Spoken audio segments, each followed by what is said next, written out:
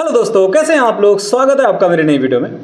दोस्तों, वोडाफोन के बारे में तो सभी को पता है कि सुप्रीम कोर्ट में उसने याचिका डाली थी जिसमें उसका एजीआर जो 58,000 करोड़ के आसपास बकाया था उसकी माफी के लिए उसने सुप्रीम कोर्ट से रिक्वेस्ट करी थी। लेकिन सुप्रीम कोर्ट ने उसकी इस याचिका को खारिज कर दिया। उसने बोला कि आपको ये पैसा तो अब देना ही पड़ेगा।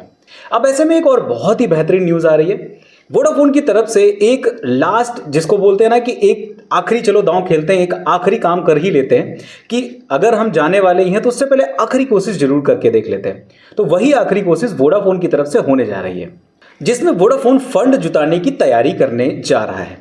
30 जून को इसके सारे ऑफिशियल्स की बैठक होने वाली है और उसमें ये लोग सारी प्लानिंग करने वाले हैं कि किस तरीके से फंड जुटाया जाए और किस तरीके से जो कर्जा है इसको निपटाया जाए ताकि यहां पे सरवाइव कर सके किसी ना किसी तरीके से। अब चलिए आपको पूरी रिपोर्ट बताता हूं, इसके बारे में कंप्लीट जानकारी बताता हूं कि आखिर वोडाफोन किस किस तरीके से फंड रेज कर सकता है और कौन कौन सी ऐसी पॉसिबिलिटीज हैं जिनके बल पे वोडाफोन यहां पे फिर से बिजनेस में टिक सकता है। नमस्कार दोस्तों, मेरा नाम है अनूप, आप देख रहे हैं टेक एंट्रेंस।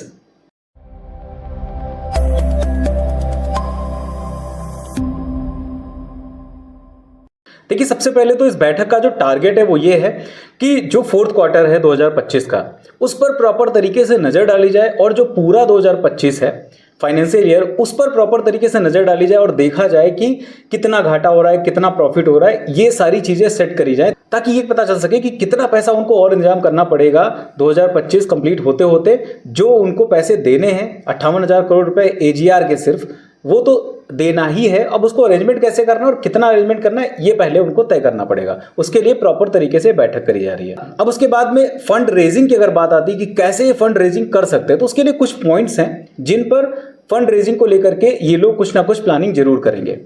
सबसे पहला जो है वो पॉइंट है राइट रिव्यूज का, दूसरा है पब्लिक ऑफर्स या फिर प्राइवेट इन्वेस्टमेंट्स का, और इसी के साथ में किसी विदेशी या फिर घरेलू कोई कंपनी है जो कि उसमें इन्वेस्टमेंट कर सकती है तो उसका भी इसमें इन्वॉल्वमेंट हो सकता है, उस पर भी ये लोग पूरी तरीके से बात करने वाले हैं। यहाँ पे जो सबसे बड़ी प्रॉब्लम है वोडाफोन के लिए वो ये है कि वोडाफोन की जो बैलेंस शीट है वो इतनी ज़्यादा खराब हो चुकी है कि बैंकों के द्वारा उसको लोन भी नहीं दिया जा रहा है। तो इस पे भी एक बहुत ज़्यादा टारगेट करने की ज़रूरत है इनको, और उस पर भी वो टारगेट करेंगे कि किस तरीके से वो अपनी बैलेंस शीट को ज़्यादा प्रॉपर तरीके से करे और जो उनके ऊपर कर्जा जमा हुआ है, इतना ज़्यादा जो उनके ऊपर देनदारी हो चुकी है, उसको धीरे धीरे करके क्लियर करके वो बैलेंस शीट अपनी प्रॉपर तरीके से बनाए ताकि इन फ्यूचर वो बैंकों से लोन लेकर के जो ये इतना ज़्यादा उनके ऊपर कर्ज है उसको चुका सकें, और उसके साथ में जो 5G रोल आउट हो रहा है उसमें जो पेमेंट लगने वाला है, उसमें जो पैसा लगने वाला है, उसका भी अरेंजमेंट कहीं ना कहीं से कर सके। तो सबसे मेन टारगेट उनके लिए दो रहने वाले। पहली चीज तो किसी तरीके से फंड रेज करना है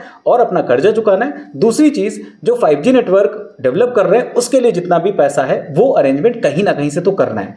तो ये जो 3 से 4 पॉइंट्स ऐसे हैं जिन पर बैठक होने वाली है, और इनमें से जो जो बेस्ट प्लान्स रहने वाले वो सारे प्लान्स डिजाइन किए जाएंगे, बनाए जाएंगे, और कहीं ना कहीं से फंड रेजिंग का कुछ ना कुछ एक रास्ता जरूर निकाला जाएगा वोडाफोन के अधिकारियों द्वारा, ताकि वोडाफोन कंपनी यहां पे जो अच्छी तरीके से ग्रो करना शुरू कर चुकी है अब वो बंद करके यहां से ना जाए, वो ग्रोथ अपनी बढ़ाएं और अपने आप को एक स्टेबल टेलीकॉम कंपनी के रूप में इंडिया में स्थापित कर सके, स्टेबल कर सके, ताकि जो यूजर्स उनके हैं उनके अंदर भी केओस ना पैदा हो और वो भागना उगना ना शुरू कर दे इधर उधर, वो भी स्टेबल होकर के वोडाफोन में रहें।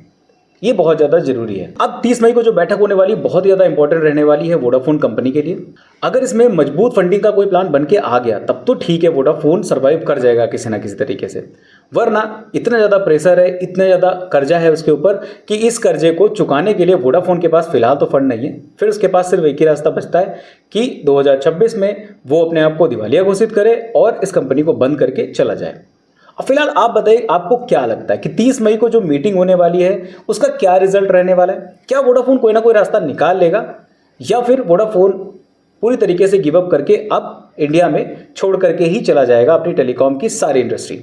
अगर आपको वीडियो पसंद आई है तो वीडियो को लाइक कर दीजिएगा और अपने दोस्तों तक भी शेयर कर दीजिएगा।